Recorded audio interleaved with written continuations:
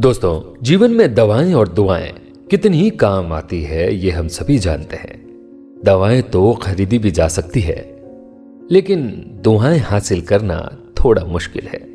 इन्हीं मुश्किलों को हासिल करने की एक छोटी सी कहानी सुनिए। एक शाम दोस्तों के बीच लंबी चर्चा परिचर्चा में कब रात्रि के 10 बज गए पता ही नहीं चला। आखिरकार चौराहे पर जाकर एक एक लस्सी पीते हुए घर जाना तय हुआ। एक दूसरे की खिंचाई में लगे ही थे कि लगभग 70-75 साल की एक माता जी कुछ पैसे मांगते हुए मेरे सामने हाथ फैलाकर खड़ी हो गई।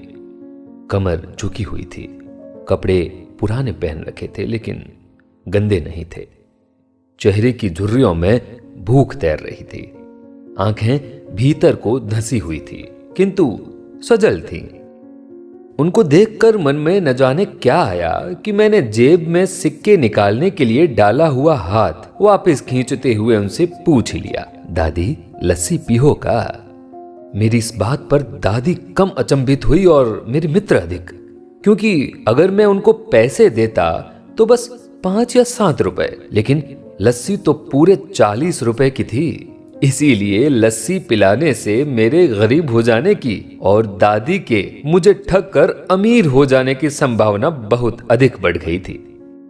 दादी ने संकोचाते हुए हामी भरी, लेकिन अपने पास जो मांग कर जमा किए हुए 5-7 रुपए थे वो अपने कांपते हाथों से मेरी ओर बढ़ाए और कहने लगी, इले हो पैसा, इक्का मिलाए के ले आइयो, दादी नाती मिल के पीले ही। भावुक तो मैं उनको देख कर ही हो गया था।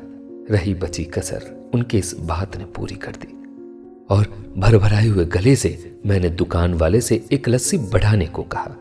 उधर दादी अपने पैसे वापस मुट्ठी में बंद कर जमीन पर बैठ गई। अब मुझे वास्तविकता में अपनी लाचारी का अनुभव हुआ, क्योंकि मैं वहां मौजूद दुकानदार, अपने ही दोस्तों और अन्य कई ग्राहकों की वजह से उनको कुर्सी पर बैठने के लिए कह न सका। डर था कि कहीं कोई टोक ना दे, कहीं किसी को एक भीख मांगने वाली बूढ़ी महिला के उनके बराबर में बैठ जाने पर आपत्ति ना हो। लेकिन सच कहूं, जिस कुर्सी पर मैं बैठा था वो मुझे काट सी रही थी। खैर, लस्सी आते ही मैं अपना कुल्हड़ पकड़कर दादी के नजदीक जमीन पर ही बैठ गया।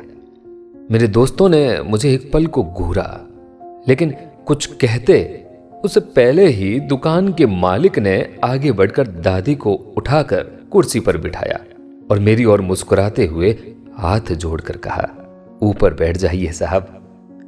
अब सबके हाथों में लस्सी के कुल्हड़ और होठों पर मुस्कुराहट थी। बस एक वो दादी ही थी जिनकी आंखों में तृप्ति के आंसू, होठों पर मलाई के कुछ अंश और मुस्कुराहट में सैकड़ों दुआएं थी।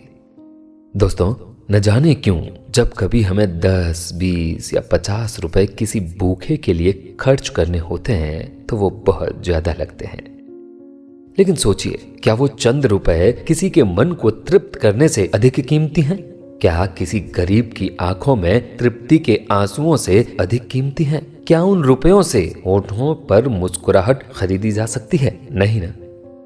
खैर, हमें जब कभी अवसर मिले अच्छे काम करते रहें, भले ही कोई आपका साथ दे या ना दे।